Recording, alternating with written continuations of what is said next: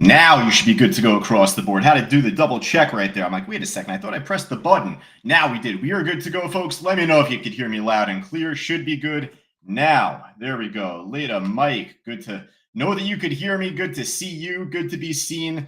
Alan, Roberto, all of us though here just joining us as well.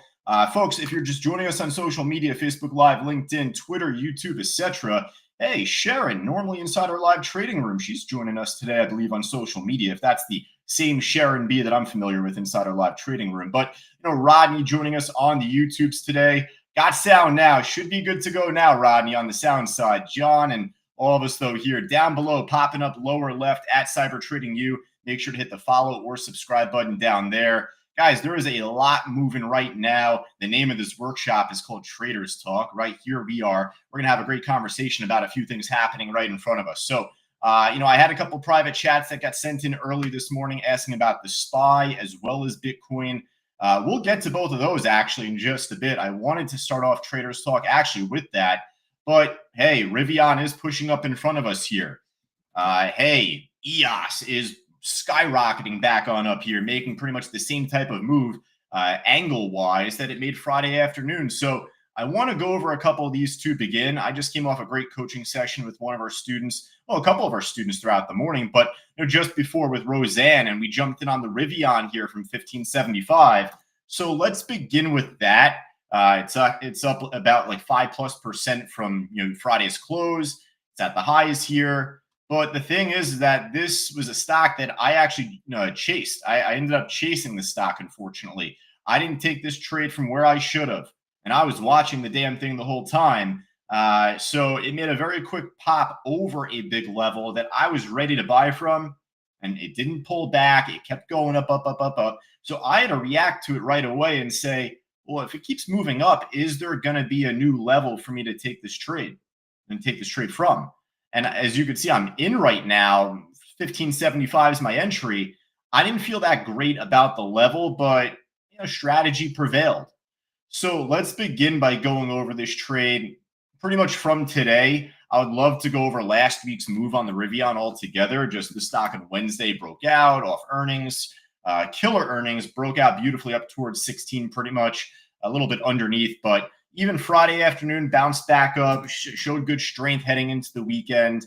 Here we were this morning at 9 o'clock, 9:15 in the morning. We said, hey, Rivian's moving with Tesla. It's doing all right here. There's a chance for this to break out later on, maybe. It's definitely a great tradable stock. It has a good spread, good liquidity, all that good stuff. But this is where, though, we looked this morning.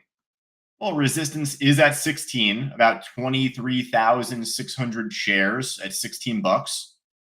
That's an orange red line. I figure that's going to be a big level there to work with. Okay, well, the line's already drawn there, but I'll just show you. This green dot when the market opens up at 9:30 this morning, and not just for any given day. I mean, this is the case for any given day, but especially today, not just November 10th, but today's Monday. It's not just the beginning of random weekday XYZ. This is the beginning of the weekly candle. Right here, this big dot, this represents the open for the entire weekly candle ahead. So with today being Monday, this is actually a very relevant price to work off of, not just for today, but for this whole week. But that's at 1557, 1558, about 353 plus thousand shares. So Leda, Kathleen, Brad, Michael, Steven, got Roseanne joining us, Roberto joining us inside our live trading room. I see Rodney and Sharon on YouTube right now. Answer this question for me if you can. And I'm not trying to throw a curveball here at you. I mean, I really just want you to answer. What's a larger size? Is it the 148,637 shares that are here at 16? I mean, this showed up after the market opened, about 149,000 shares there, or 353,547. What's the larger size? You tell me. I want everyone here to actually answer that question. It's the 353. So if we're calling this a big level right here, which we should, but we absolutely should. I'm just trying to emphasize, well, if we're calling this big, then what adjective are we using to describe this here, right? 353,000. So going into the late morning, I just saw this move up with Roseanne, and we were just going over the concept of breaking resistance, the more times it keeps nipping and testing. And, hey, we were watching it. We were just kind of in good conversation. Roseanne's probably one of our best traders in our entire trading room. If you don't know her, she's not always typing, not always chit chatting. The ones that make big bucks aren't always chatting all day, every day. Just want you to know that. So Roseanne's one of our best traders in our room. And we were just talking, having a free form conversation. And then out of nowhere, it made a very quick pop, quicker than I thought it would make. And even when I thought it would pull back here, maybe shake down to it, it didn't. It kept going up. I'm like, damn, this thing moved up without us. All right, so we know 16 is our next big level. 16 was our next big level at the time. I mean, that was the 154,000 shares now, even more. That's why I'm telling you, I feel like this was a chase. I chased it because I took it from a level that wasn't as strong. This, 33,000 here. That's not as meaningful as the opening print. It's not as meaningful as this here up top at 16. But you know what? Hey, if this wants to get to 16, if this wants to move up higher than 16, then hey, maybe the more it keeps nipping and testing this level, the more it keeps banging on that door, there's a chance for this to make the move. So I did this on half size for this position. This was on 500 shares. For the time being, it's still holding over 16. So I'm happy with where it's at currently. This is where, though, Roseanne, you know where I'm going with this because I had to answer it basically. What's our real big level here? What's our real big level? After the opening print here, the 369,000 whatever at 1558, what we were talking about beforehand, what I missed out on. I mean, now from this view, as I manipulated it, what's our next big level? What's our next big level looking at this screen? What do we got? Yeah, 17, right? Definitely 17. I mean, this dwarfs over 16 here. I mean, it's like 3 times the size of it, pretty much. 543,000. That's actually even more than the opening print. So I'm just thinking out loud, like, hey, what if this keeps holding over 16? What if this keeps banging on the door at 16, flipping 16 into support? I feel like there's a realistic chance for this Rivian trade to try and get up towards the 17 bucks by this afternoon. Right now, the market itself is kind of pushing back up a little bit. It was dragging down earlier on today. So, listen, this has been a strong chart over the last week. This is where long term, I have not been a fan of this stock long term because it's just been going nowhere. It's been going sideways for at least a year and a half now at this point, right? Looks like it's trying to, break out of this, shell here, break out of this uptrend line. And it's easy to kind of use this line, just basing it off of one wick, then maybe this now. So it's just generally speaking, filling in sideways. So even if it breaks above this, we're not fully in the clear for this to run to 17 or for this to, make a move up to the next iceberg level after that, which is 18. I think this morning, if I'm not mistaken, I want to get this right here just because, we were focused on this earlier on today. Yeah, I wrote this to you early on this morning here, guys. I was telling you all about Rivian. Obviously, it was on our list here heading into the open, but, at 9:34 in the morning, I wrote to you, Rivian has larger icebergs today, not even a 16. I said at 17 and at 18. So why can't this right here look to try and move up a little bit more? Get up a little bit closer to 17 at least. I mean, shit, that would be an incredible profit for chasing a trade from a smaller level here at 1575. So at least for the time being, I'll keep this on my list here. I'll kind of keep this in mind as we continue this workshop. My stop is pretty much right at break even. I moved my stop up to break even before we started this workshop. But we'll come back to this trade as we go through. This is the trade right now. It's making us some money. I wish I got back in on the EOS here. It is what it is.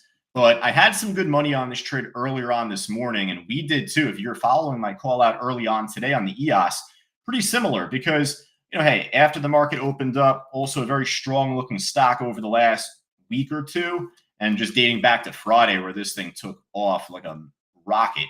So you're looking to see continuation. Absolutely. So this morning, it was all about knowing where your big levels are. And for EOS, yeah, you figure much like Rivian, your whole number levels pretty much 18, 19, 20 ahead. but also it's the opening print, right? We talked about this at 9:35 in the morning. EOS has big resistance, big R at the opening print at that 1829 level. So that all came in part from just seeing the opening bell and this big dot right at 1829, 284,000 shares. All right, well, hey, if we're calling $20 big resistance, that's a 90,000 share order almost on the ask, 87 plus thousand. Well, this is 284,000 shares. Like let's not ignore this, right? It's not to say this is not a big level. It is. This is absolutely, in my eyes, a big level. This iceberg, this dark red line at 20, but this absolutely is as well, if not even more so. So just this here was my level to look for going into the open today. Once it broke over that 1829, I had jumped in. Led to a pretty good squeeze at the time, or 1828 I got filled at. But either way, I held over the VWAP here as my support, held over the opening print, popped up really well. Now here's the thing though, right? It's nice and cool to show you. All right, well, I called out this level to you guys. Hey, you should have jumped in right there, right off that 1829. Truth be told, yeah. But this is where trading is not always perfect. Our strategy is not perfect. My own trading is not perfect. We make mistakes, but also the strategy we follow is not 100% where it happens the same way every single day. This ain't one flew over the cuckoo's nest, right? There are there's randomness that happens. There's events that happen midday that could spike a stock down or push it up. Let me just ask all of our students here: Grant, Albert, you got Barbara, Denzel, Pat, you got as we said, Roseanne, Tom. What time is reversal time? What time are we expecting reversal times within the stock market? 10:30. I mean, if we're focused on the pop after the first 5 minutes here and this move upward, well, surely this is not 10:30 in the morning when it hits this peak and then pulls back. So, hey, once this made this initial move up, I rightfully so had my feet kicked back a bit. Rightfully so, I did, because I was thinking, okay, this should look to take us towards 10:30, maybe even 10 o'clock on a bad day. This could reverse 30 minutes earlier than reversal time and then comes down. Fine by me. At like 9:40 in the morning, 9:42 in the morning, the world's in the palm of my hand. But when it comes down like this, that's where I'm starting to think like, all right, well, I don't want to give back all of my profit. I'm in from like 1828, really good entry, but I don't want to have this flush all the way back down to break even. And I'm guaranteeing you, I'm not having this flush back down to where I'm taking a loss. But I definitely do not want to have to go break even on this trade. I was up a lot.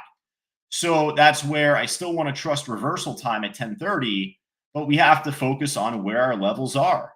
I got in right from here. Right? Now, otherwise, when it begins to pull back, it bounced off the VWAP at first.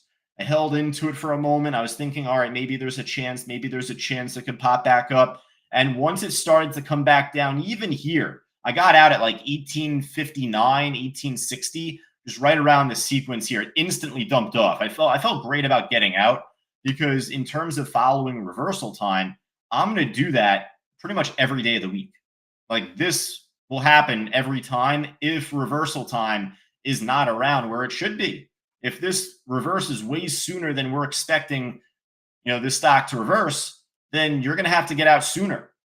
I mean, hey, what if you get out here and then it pops way up higher in like 2 or 3 or 5 minutes after that? How many times do you kick yourself saying, oh, I wish I didn't sell, or, oh, I wish I got back in? So you can't look at this and say, oh, I definitely should have sold here.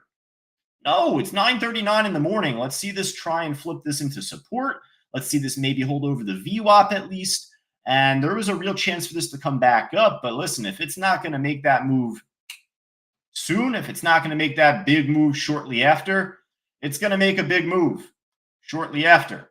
So I didn't jump back in on this after. I got out at like 1859, 1860, as I'd said here. 30 cents. It is what it is. It's like a single or like a double in baseball speak. But at least for right now, this is holding up pretty good for the time being. I did miss an entry on this just before. Not as if I was like aggressively hunting for one, But I was coming off the Rivian trade. I'm thinking like, all right, well, like maybe this can stay over 1850. Maybe this could stay over 1850. There was at least a small little tiny amount of buying off of this earlier on today. All right, maybe if it could stay over 1850 as support going forward, there's a chance. So, it just kind of moved up pretty nicely, loosely speaking, just kind of hovered above 1850 here and moved up higher. 19's your larger level. So I don't even mind taking this from a higher price if there's good reasoning to.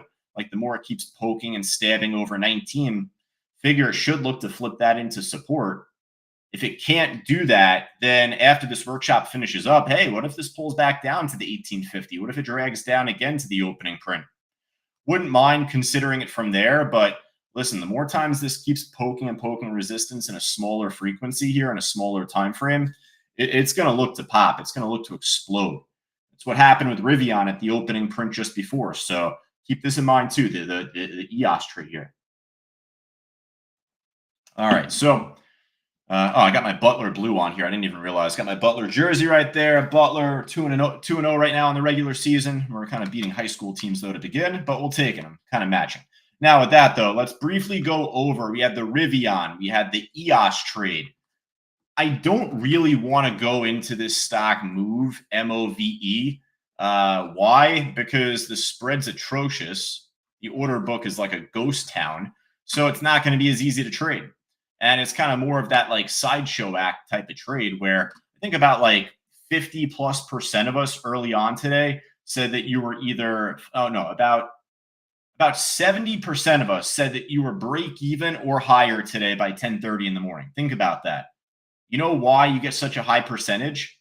Because students are following strategy, but students are following strategy on stocks that's easier to follow strategy on. This move thing is like, playing the slot machine. If you want to go to Vegas or if you want to go to Atlantic City, if you want to go to your local casino or Indian reservation, this is it for you. This is the perfect stock for you. I got a great one for you. It's Move. No, but seriously, like this doesn't have great order size. Down here at $6 or $5, there is. That's good volume on the bid. There isn't really much here on the order book, though, otherwise. Looks like marginable buying pressure coming in off 1275, 1280. Marginable buying pressure coming in off of what is this, 1756, 1780, whatever that orange little speck is. I'm going to draw lines at these two orange lines that the stock at least broke over, at least stabbed over. That's some formative but marginable buying pressure. Yeah, I mean, this was all over the map here, at least with the halts, but even here, let's see, could I get last price? That probably makes it better. There you go. So it looks like it did hold over one of these two lines here. It took a while for that to even play out and happen. Broke over this line here at first at 1275, 1280. Thankfully, it flipped into a proper support for the most part. This is still like a 50-cent little drop here. There's a little white speck down. That's actually about a 50, 60-cent drop. So this is like going to a casino. This is like going to Vegas here. Thankfully, it did hold and moved up. And maybe the more it could keep nipping and testing this next line I plotted, what is that, around like $17.80? The more it keeps pressing up against that, perhaps it could break out even more. But the reason that we're doing so well on stocks like EOS and stocks like Rivian are because the orders are easier to see, right? They stay out there. You got better spreads just on the regular order book. So, for a lot of our students here that made money this morning, I am talking to you, but I know you know this already because you're making money on easier trades. For anyone that feels so gravitated to always focus on the stock that's up that like 300, 400, 500%, we got to change our mindset. We got to change the psychology that we're using. We're getting caught looking at the shiny object in the room way too often. Could we? Is it even worth putting on our watch list?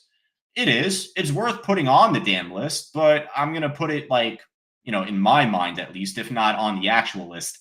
In my mind, I'm gonna put it towards the back end of the watch list. I know on the front of the list, I'm gonna be more focused on, again, like we had said, we had Rivian, we had the EOS trade. even MP for the price. Yeah, it's a little expensive, but even this has probably better order book. This was on our morning watch list also, actually. I didn't even really look at this as much myself throughout the opening, but it's trading at the highs right now. It's still going. It probably has some good orders out there on level 4. Maybe not as much on the level 3 that I'm using. Oh, whoops. All right, so I want to go over at least a couple more, but first, let me dip into some emails that came in. We always say, folks, we do this workshop live every week on Mondays, pretty much every week on Mondays, unless we tell you otherwise. So if you have any questions, just shoot me over a quick email. Josh@ctutrading.com is the handle. Just repost that right there to all of our students and trial members testing our room out here. There we go. Because I keep my private chats like folded down now, so I'm not looking at any private messages here. It's just all email. But let's go through some emails that came in. Roberto send. Oh well, here we go. So you know what? You ask, I'll answer. At least you ask, I'll answer. Move. Roberto has a question on. I'd really appreciate if you could review this incredible pre-market trade on Move. Yeah, at least the pre-market trade, right? At least the pre-market trade.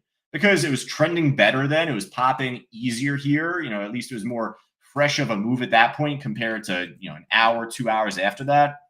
So at least we'll review it. With that said, though, the same thought applies, right? Like if this had at least a 5-cent spread instead of a 35-cent spread in pre-market, I would say it's more tradable. So this is not easy to trade in the moment. And Roberto had kind of copied and pasted his own book map right there. So let me just re-show the book map here from the Move. Where are we? It's like a bad trade when I move it all the way over to the left here. My swing trades and any casino type stocks I kind of put on the left, and anything I'm like more focused on I put on the right. But yeah, the Move trade from this morning, from pre-market hours at least.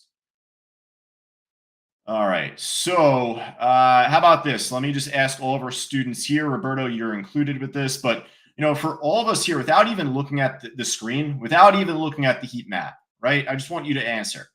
Where should we normally assume to find big iceberg orders? What price levels should we feel, most comfortable with, most confident, comfortable with, without even looking at this screen? Answer is not necessarily on the screen.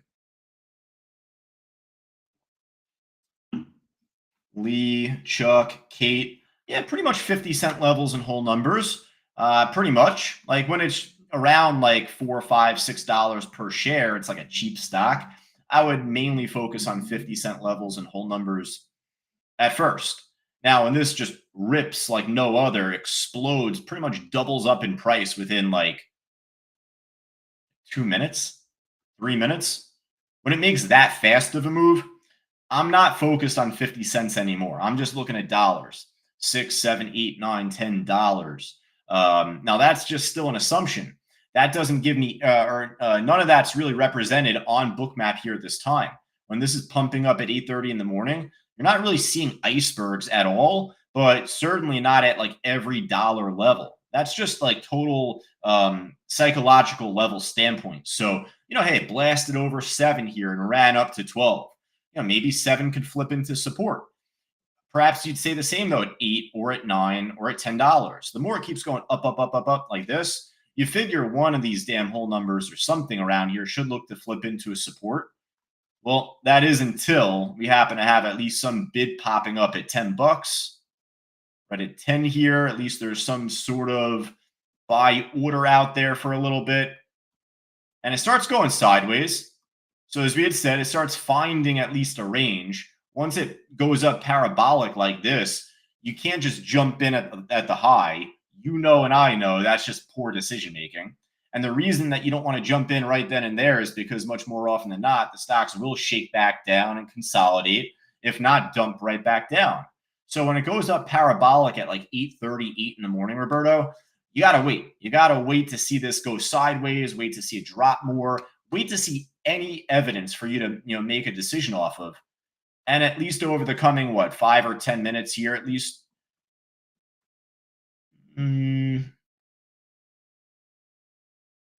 still not a whole lot in between here.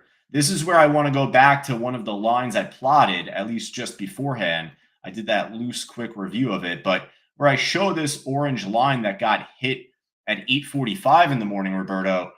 Well, hey, when this stock is going up, up, up, up, up, up, up, and it's testing and breaking over a big, order to sell, when the stock is going up, up, up, up, up, what color showing up on time and sales right then and there, guys? Barbara, Tom, Kate, Kathleen, April, all of us here. When a stock is going up, up, up, up, up, and it's breaking above that sell order right then and there, what color shows up on the time and sales?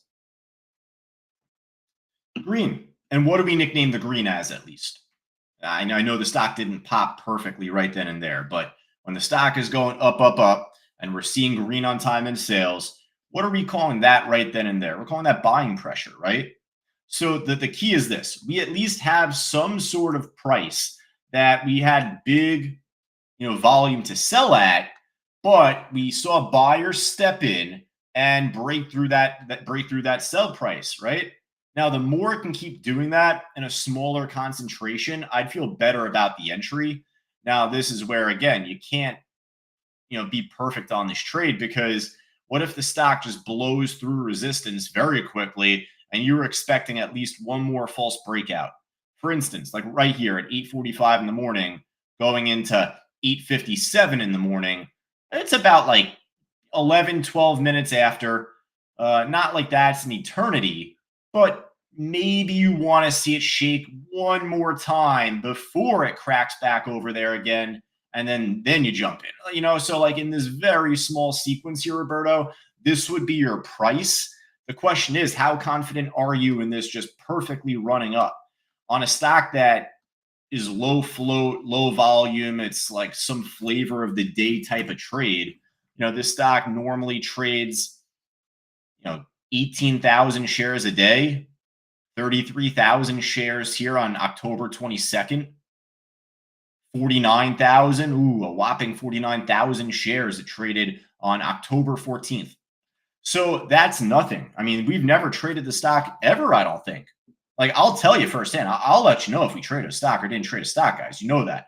I mean, certainly over the last year and a half, we haven't touched this thing, because it's never traded more than 10 million shares, aside from maybe August 29th. Maybe if you go back to the history books on August 29th, maybe we had this on our watch list. But otherwise, you can't trust the stock like this as far as you could throw it. So I'd rather wait to see a little bit more out of this level. This is where, hey, if this pops without you, it kind of stinks, but it looks like it shook around for how long? 8:57 and 20 seconds. Guys, this shook around for 3 seconds. Think about that. Across 3 whole Mississippi seconds, this was shaking around and then blasted higher. I'd probably want to see it shake around a little bit longer, give it like 30 seconds, a minute there, and then blast. I'd feel pretty good about the entry in terms of the level. At least this is like one of the only prices where there is some formative buying pressure off of. And hey, if you want to test the water sooner and take this pop and just lower your share size, do that.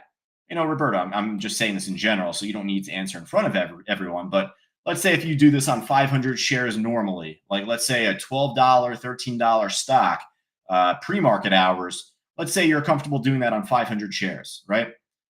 Given how volatile this stock is, given that we've never traded this stock pretty much ever before, and if you're not comfortable with the stock itself, but you want to test the waters, well, that's where you could lower your share count to like 100 shares, 150, 200 shares.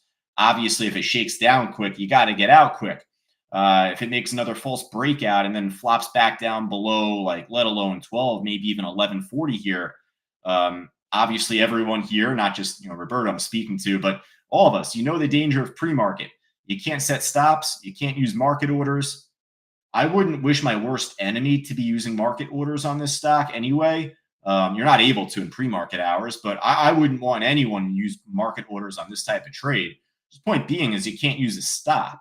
So if you're there, right place at the wrong time, you might be down 50, 60 cents, a dollar pretty damn quick. So just be mindful of the risk that you're taking on when you're taking this type of trade. Obviously, it's easy to say it broke out beautifully. It ran up so nicely. And again, just to mention, I wouldn't be interested in this trade in any other price aside from this, pretty much. This is the only price where we actually had some respectable buying pressure off of throughout the pre-market. It looks like it built up a little CVP lump right here.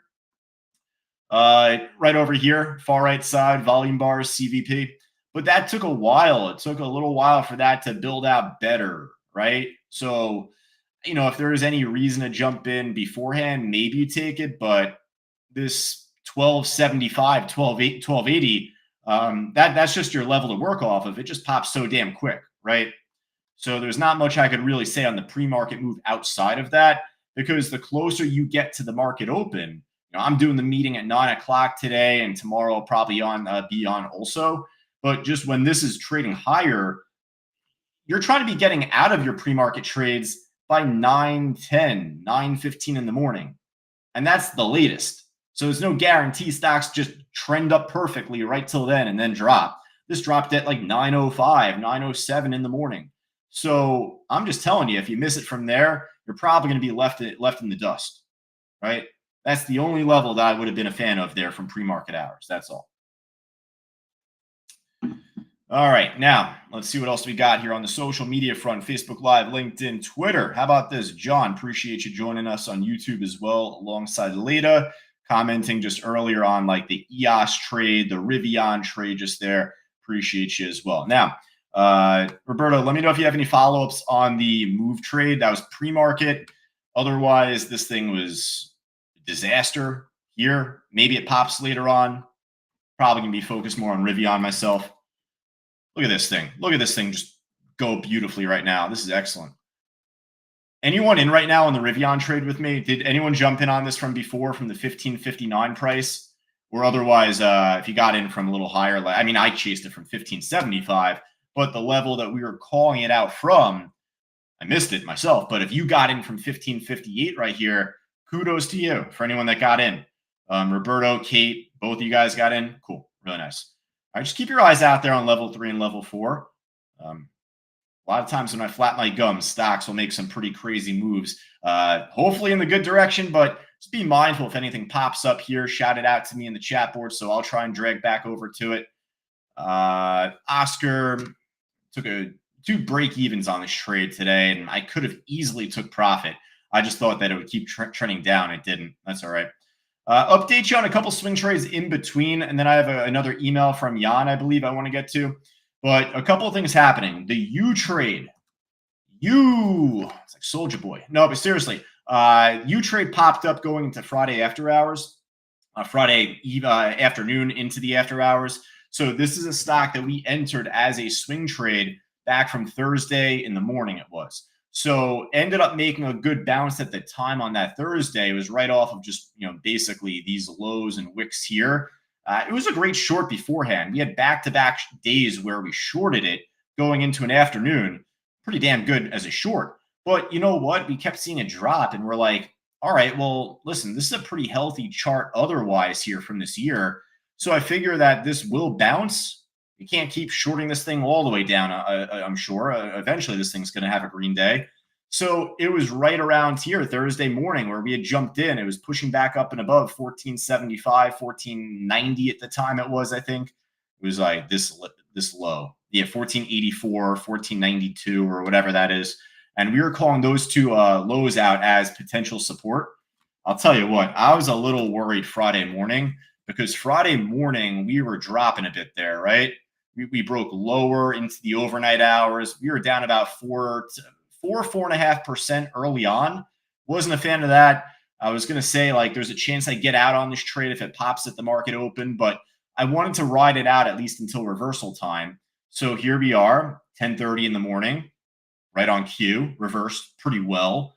Now the question is it going to hold over support? Is it going to hold at least higher lows? $16, maybe that 1584, 1590-ish combo. 1484, 1490-ish combo, sorry.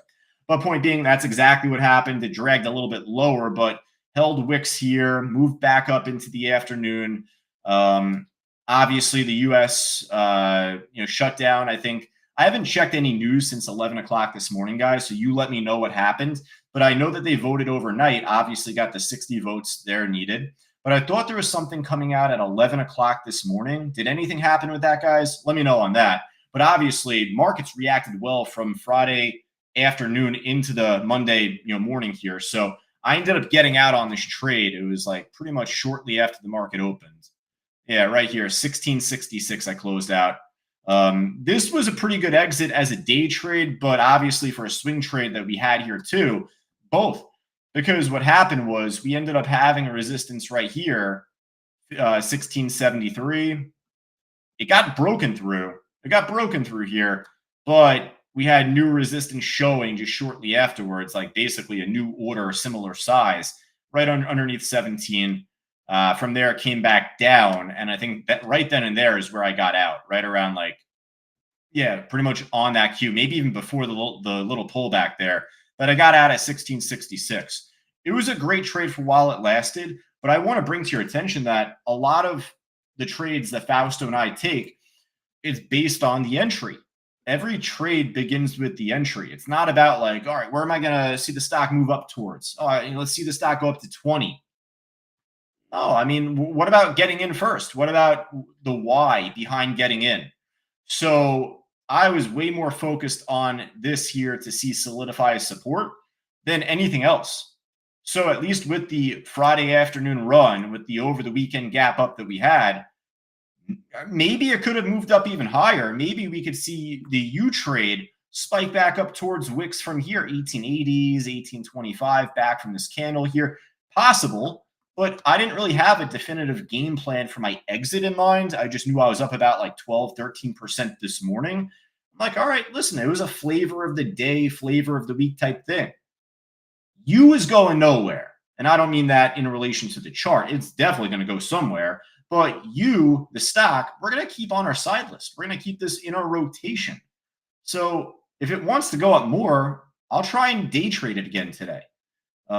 If this moves up way higher tomorrow and I miss some next move on it, so be it. There's plenty of other fishies out there in the sea for me to reel in. So, hey, 13%, 12%, whatever it was a pretty good exit.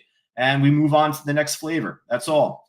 So just wanted to update you on the U trade. And then also Fubo. I feel pretty good about my entry on Fubo. Question is, are we going to see, higher highs? So right here around 470, 460s, pretty much this area is a good resistance dating back to 2022, right around here. Held here pretty well back in February of this calendar year. Held back here very nicely, same price back in late September. So if Fubo can get over 460, 470, I feel really good about a much larger squeeze up. Real quick, anyone here have Fubo? Anyone here got Fubo TV? I don't. I just dropped off from YouTube TV. I hate those guys now.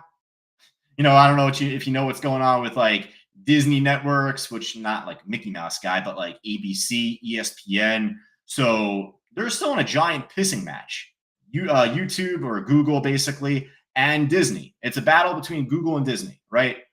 So this is where Fubo is owned by Disney still, but apparently they still have a deal where they get ESPN, ABC, but so many people are dropping off from YouTube TV.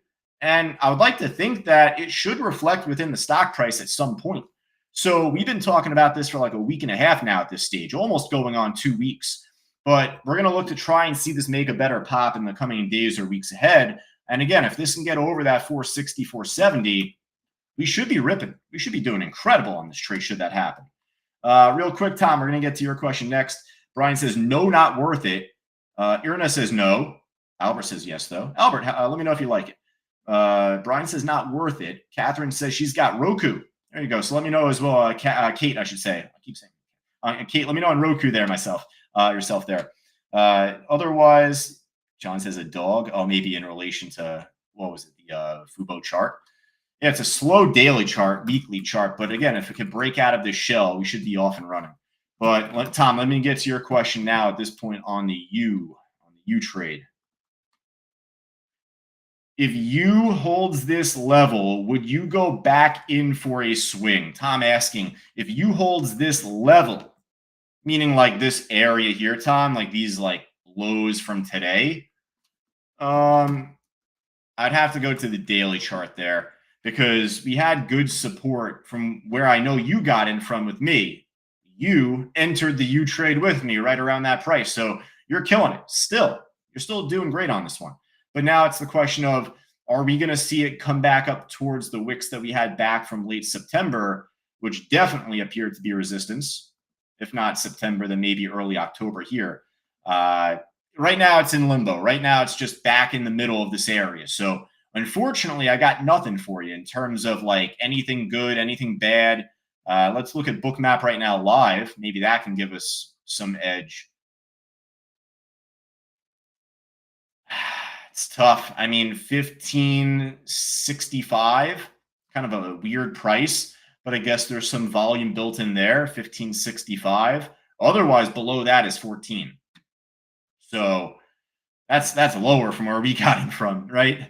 So, hey, gaps like to get filled. It wouldn't surprise me maybe by tomorrow if U comes down to fill the weekend gap here to hit Friday market close price, then back up maybe. Who knows? Depends on how strong it will be at that given point, right?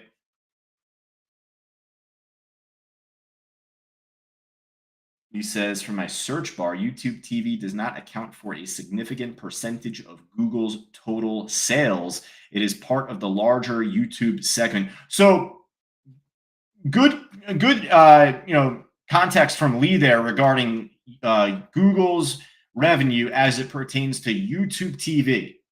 I mean, YouTube TV is like an arm and a leg every month, so they should make some good money off of that. But according to what Lee is saying, Google themselves does not, have a significant percentage of their sales based off of YouTube TV. But that does not mean that Fubo cannot see big, gain in their revenue from people that drop off. One is different than the other, right? So I likely agree with you there, Lee. That, hey, if YouTube TV doesn't account for a large percentage of of Google's total revenue, that doesn't necessarily mean that Fubo won't see big revenue gain themselves, right? Now the thing is that Fubo, I think, just reported their earnings maybe like before all this stuff even happened. I think like last week or the week before they reported their earnings. So the thing is, Disney owns Fubo, or they own a good amount of it. Disney reports their earnings later on this week. I think on Thursday they do. Let me try and pull this up for you here if I can. Here, folks, I had my earnings calendar even up here in preparation of this. So Disney earnings are this week. They are on Thursday. So perhaps we'll see more out of the Fubo trade off the Disney conference call or just their own numbers there. But that's before the market opens on Thursday. All right. Just while I'm here, I may as well show you. We got a lot of earnings coming out even today. Rigetti, CoreWeave, Big Bear. I love that company. Politician trade from a couple months back, right? Rocket Lab, AST, you got Wolf, you got Plug. I mean, this whole week you got, it doesn't need to be large cap Mag 7. Beyond Meat, we'll see how they do. Oklo, huge name now, obviously. NBIS, huge name now. Circle in the stablecoin crypto industry, obviously. What else we got? Anything else here? AMAT's been a big name forever. NU's on the up and up. They've been doing great of recent. I mean, I'm just kind of going all over the page here, but point being, we got a lot of earnings out this week. We'll see what Fubo does off the Disney numbers, at least on Thursday morning. So, all right, now let's keep going through, though. I think I got one more email I need to get to at least before we finish up. Disney owns a majority 70% stake in Fubo, says Lee. There we go. So that's good to know. Let's get to Jan's email. So give me a moment here. I'll try and skim this here if you don't mind. Okay, so I guess there's a Word document attached here first. Pardon me. Trying to load up this email right now, Jan. You had attached a Word document here. There we are. All right. So There is a lot of context in this Word document here, Jan. I don't believe I'll have enough time to get through this in this workshop. I'll be able to private chat you. I'll be able to private chat message you. So I will definitely try and sum this up via AI, and I will get back to you with a efficient answer as soon as I can, at least there. But I would say that seems to be a good study sheet if you've made that to be. And I'll go through that with you on the side, and just once we finish this workshop up.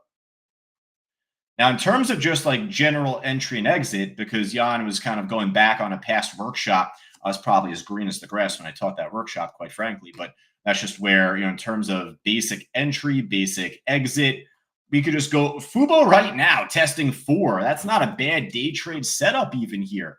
470 is our swing, level for the breakout that we need to see. I'm in from 370, but as a day trade, $4 right here is a whole number.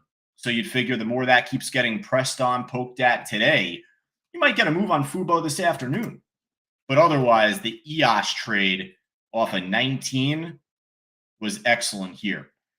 So in terms of support resistance, in terms of where to enter from, I'll give you an elevator pitch answer here, at least for the time being. You need to know where to get in from. There is not a singular trade that I turn to, hit the buy button on right away, and I don't check my levels beforehand. There is not a singular trade that I do that on. For every trade I take, I need to invest a small amount of time to go back and be like, all right, where were the levels? If I'm going to risk 500 shares on this stock, let alone sometimes 1,000 shares, all right, $19,000. I'm not just doing that for nothing. I'm not just like throwing a dart in the wall and hoping it lands, right? Now, the reason I phrased it this way is because I want everyone to realize, like, hey, just because this is going up right now, that doesn't mean you just hit the buy button, right? Think of yourself like a federal court judge. You're presiding over like a major case, right? You don't want to F it up. All right, well, what are you going to do? You're not just going to make your verdict based off of like no evidence, right? And you're not just going to make your verdict based off of exhibit A, right? What about exhibits B, C, D, E, F, G, blah, blah, blah? So you got to take a little time to go through level 3 or level 4 here, see where your big levels are, see where your larger levels were. Here in this case, it's easy for us to kind of go over this one because, well, we covered it just before. We knew that we had a resistance at 19 here from earlier today because there was a darker orange line. This creates a level, a resistance. Now, case in point, the more that we could see a level getting poked at in a smaller stretch of time, a smaller concentration of time, I'd feel better about the entry. So that's, truth be told, where I got in from the 1575. This is cruising, by the way, on Rivian. But here on EOS at 19, even from 19, if you missed it from the 1829 opening print, that was our first big level. Well, 19 is our next big level here, right? And yeah, you could say, like, if you jump in here, there could be a point where you get shaken out, false breakout at first. You wait a little bit, you're waiting a few minutes. Let's say you jump in right here. I'd say that's a good entry. You waited a number of minutes after the initial test. There was nothing above it at the time. But this is where we say you do want to keep your stops pretty conservative because, hey, it's easy for me to tell you what happened after the fact, ain't it? So it's just to tell you, like, what if this reversed all the way back down? So this is where if you jump in right here, I would say very good entry, like a grade A attempt as a day trade, but it needs to make that larger reaction, or at the very minimum, it needs to stay over this perfectly.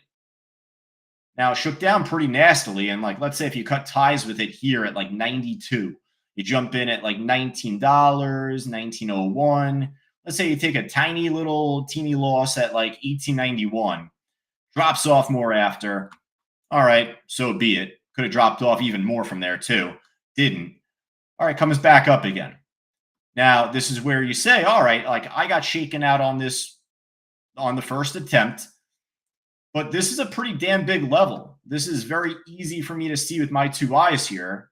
Big orange line across most of the day at this price level. So the more it keeps getting pressed on, poked at, eventually you should be getting that reaction, that better move. So, I'm just pointing out to you, like in a worst case scenario event, let's say as your entry, you jump in right here and it's the right place just at the wrong time and you take a little tiny loss. Like, shit.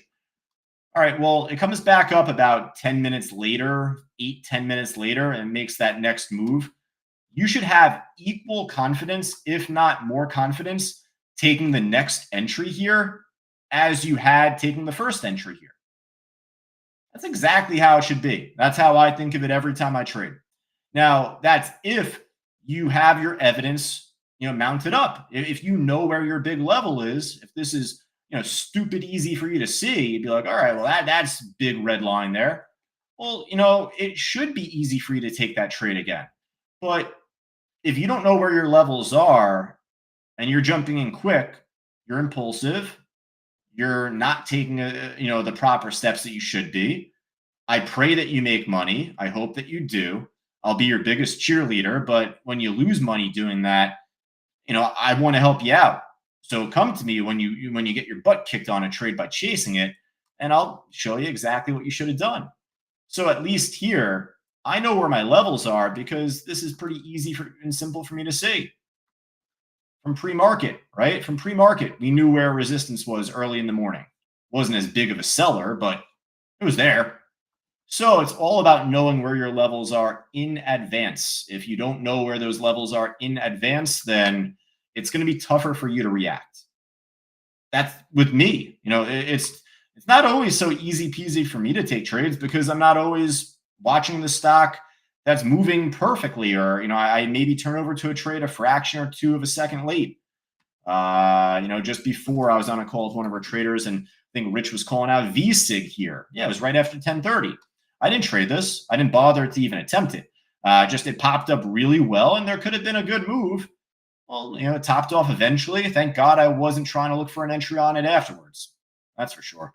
But that's just where I'll bring to your attention the moment that we have the light bulb that turns on in the back of our head that allows us to have acceptance that, there's going to be stocks that move up without me. And that's okay. Because all I really give a shit about is why I'm risking my own money. That's all I care about. Why am I risking my own money here?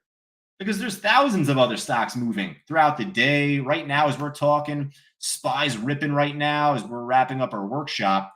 I didn't have as much of a chance to go into the SPY as have as much of a chance to get into Bitcoin here in this workshop. We'll probably cover it inside our live trading room once we wrap up. But hey, even right now, it's like you got NVIDIA ripping right now. All right, that's moving without me. That's all right. Palantir is at the high of the day. It's up nearly 9%. I missed it at the open. I'm missing it now. It's okay. Guys, it's all right. We don't need to be in everything. And if there's something that's popping without us, all right, let's take a little time. Let's take about like 5 or so minutes. Go through Bookmap first. That's number one. That's the most important step. Then from there, if there's any easy to see chart levels that you can, line up for, then do that too. But hey, if I can take a trade, I'll take a trade. If I see a stock popping without me, then I'll try and adjust where my levels are. But listen, if one pops without me, you know what that means? There's probably going to be another one trailing behind that one that I want to catch next. If I miss one, I'm going to catch another. It's all right. Not a big deal. But the moment that we have that level of acceptance in our heads, and I mean like more often than not, I feel like if you're tuning in right now and you're not in a trade right now, you might sit here and listen and be like, yeah, I have some acceptance. I have a little, acceptance here and there.